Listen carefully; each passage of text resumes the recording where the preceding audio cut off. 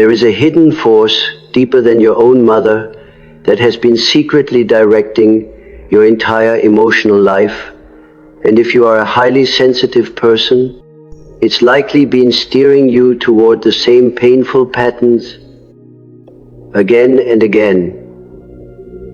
When we talk about this primal mother force, we aren't just referring to the woman who raised you. We are pointing to a universal current, a foundational energy that has shaped human psychology since the dawn of time. This is the archetypal mother, the original vessel of your existence, the psychic ground from which your consciousness first emerged. For the deeply feeling individual, when this core pattern is fractured, when it's marked by absence, inconsistency, or shadow, your entire inner world contorts to accommodate that emptiness. Your innate sensitivity then becomes a double-edged sword. You become the child who listens for whispers, who feels the hidden tremors in a room, who instinctively carries emotional loads that were never yours to bear. You start to confuse your deep perception with a duty, as if you were born to mend a brokenness that existed long before you.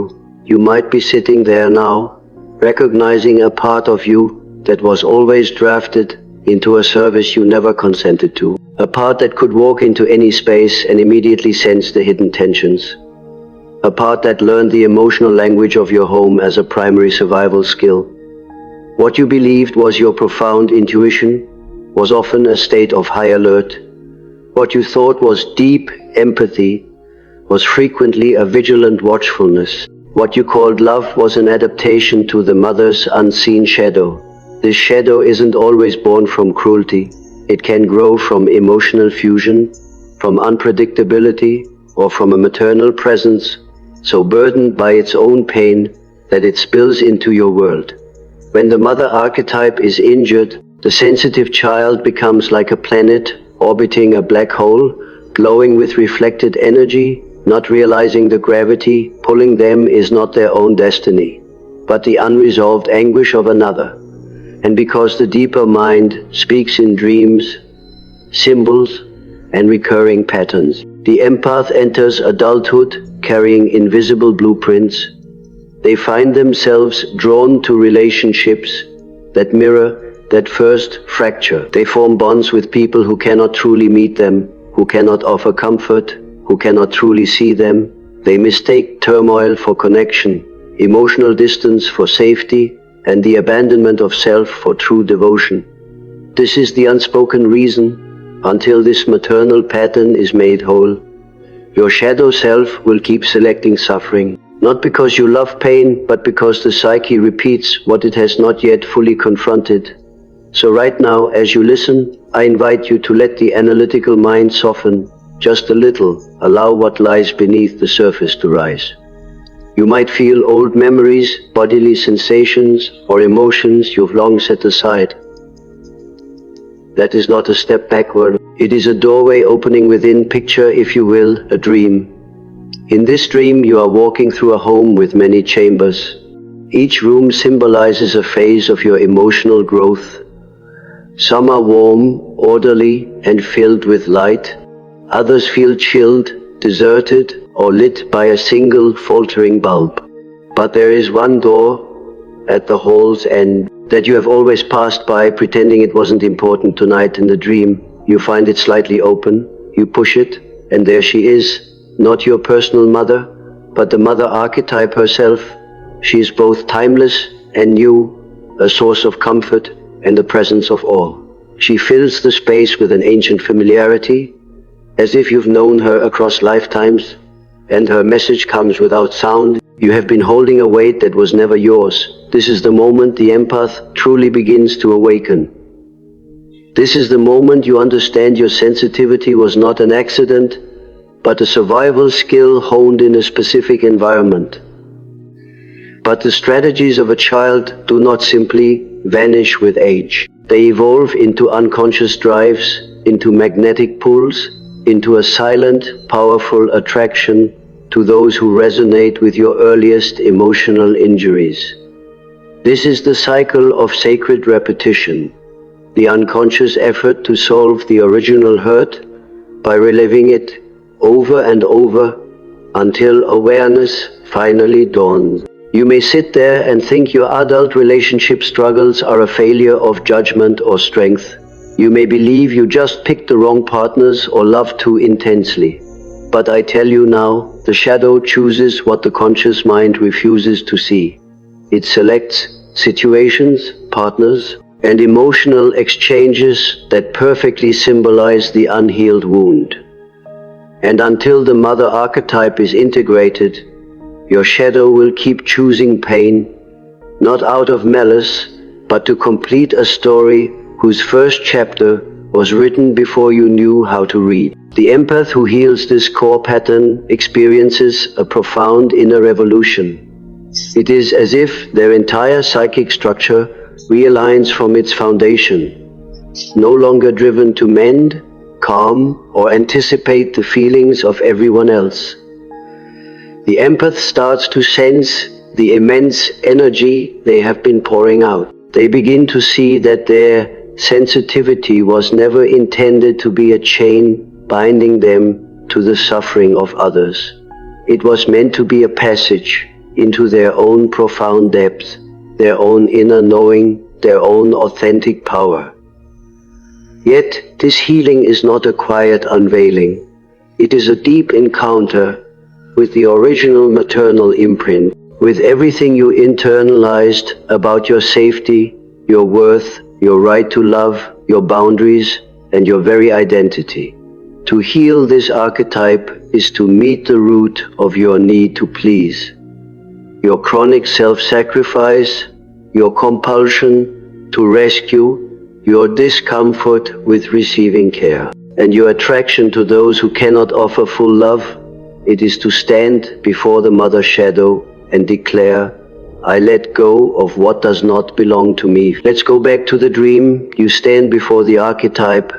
Behind her, the room holds symbolic objects, a fragmented looking glass, faded blooms, candles burned partway, old drawings, pieces of unsent letters. These are not random, they are the emotional echoes of your early years. Each one stands for a core belief you took in before you had the ability to question if it was truly yours. You lift a broken mirror and see not your current self, but a younger, your eyes wide and watchful, scanning the world for a danger you were never meant to sense. You hold the faded flower and feel the sorrow of offering your emotional sustenance to others before learning you deserve to nurture yourself.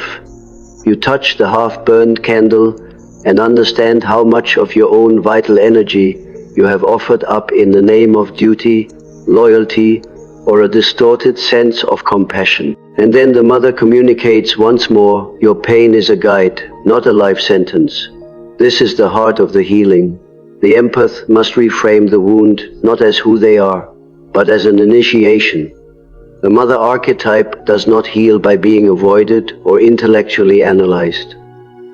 It heals by welcoming back the parts of the self that were left behind, the child who became frozen at the moment the original emotional injury took hold, the child who had to grow up too fast, the child who had to become perceptive before they were ready, the child who had to become the emotional pillar for a parent who was not standing on solid ground. If you listen inwardly, you might notice your body responding as I speak. The mother wound is held in the very tissue of your body, in the chest, the core, the throat, the belly. Healing is not just a mental process, it is a physical one. It is the gradual release of the nervous system from years of unconscious bracing. And the moment the empath truly begins to heal, something remarkable occurs. The shadow no longer needs to use pain as its voice. The shadow softens, its compulsions lose their strength, its hunger for repetition fades. You start to choose relationships that respect your emotional depth instead of draining it.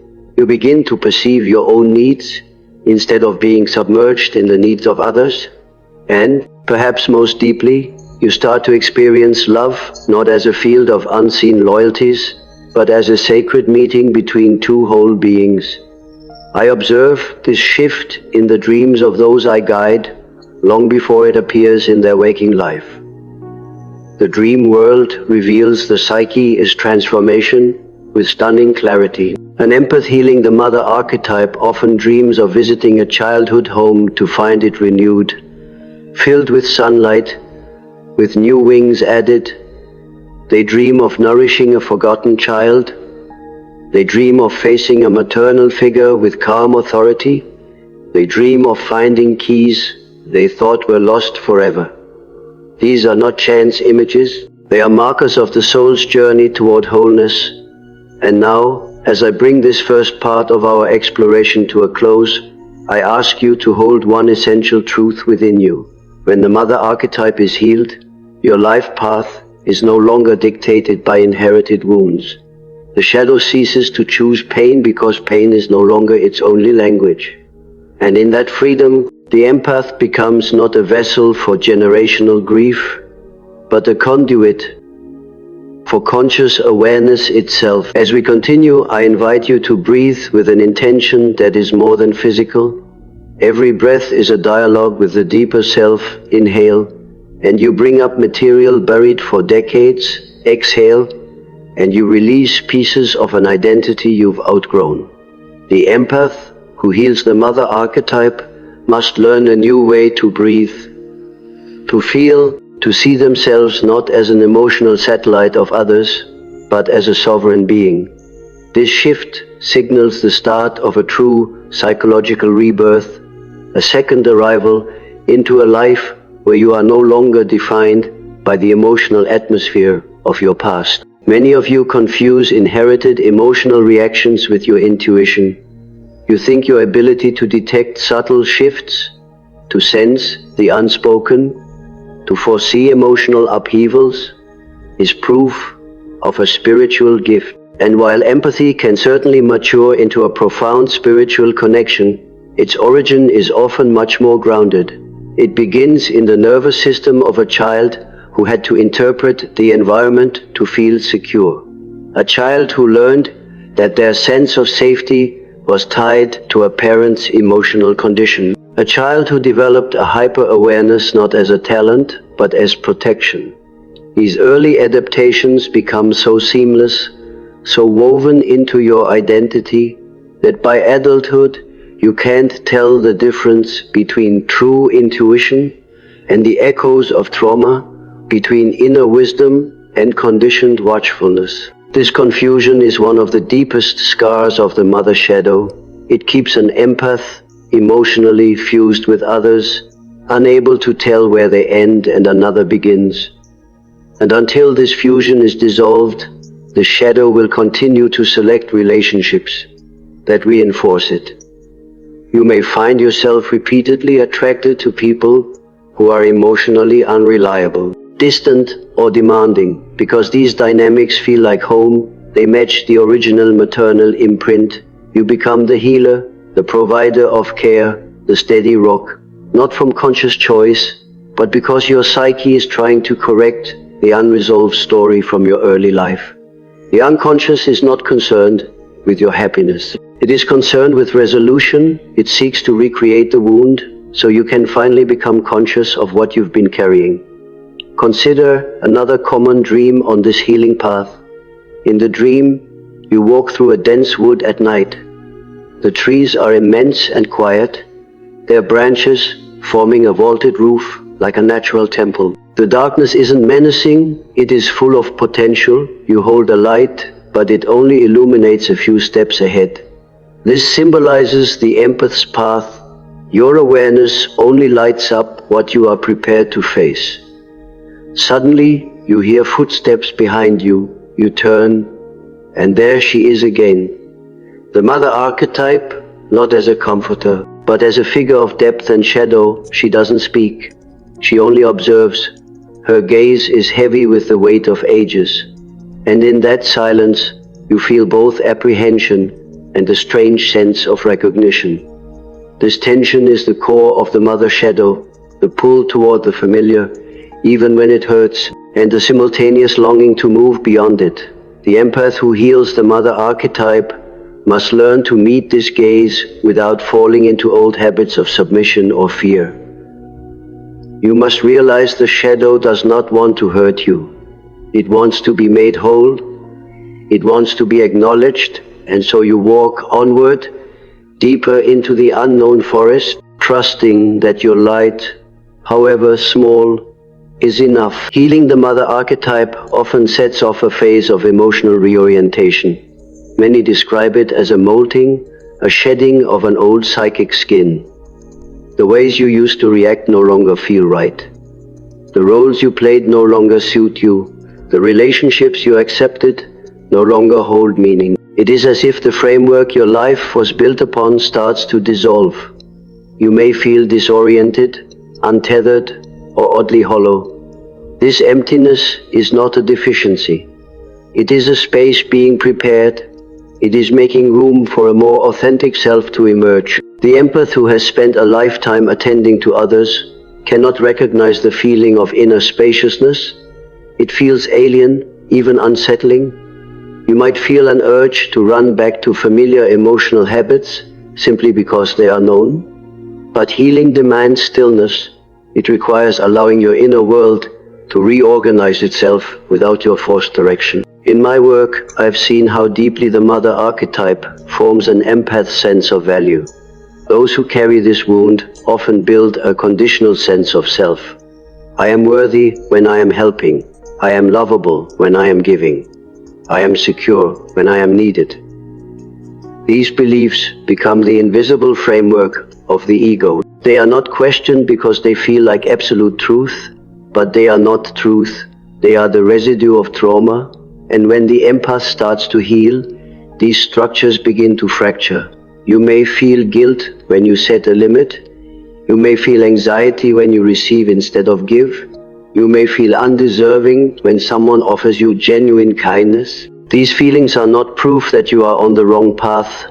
They are proof that you are moving beyond the emotional world you were conditioned to live in. The mother archetype is not healed by rejecting your actual mother, nor by putting her on a pedestal.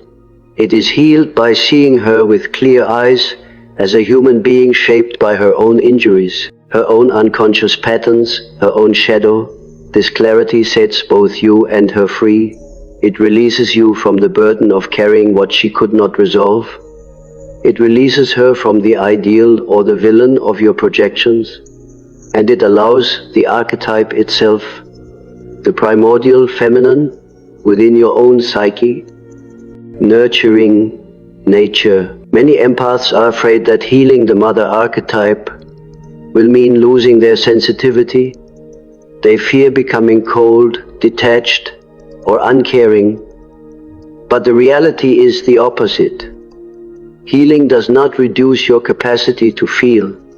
It purifies it. It teaches you to tell the difference between true compassion and the erasure of self, between pure intuition and trauma-based vigilance, between genuine love and a trauma bond. You become more selective, not less loving, more centered, not less feeling, more present, not less connected. The moment the mother archetype heals, the empath's personal energy stops seeping into the emotional fields of others. This is often experienced as a sudden surge of personal authority. You may find that people who once drained you no longer have the same access to your vitality. You may feel a new internal border, a quiet, unshakable sense of self that cannot be easily swayed. This is not hostility, it is integrity. It is the return of the inner center that was fractured when you were young. As we conclude this part of our journey, I want you to hold one final truth with both gentleness and strength. The mother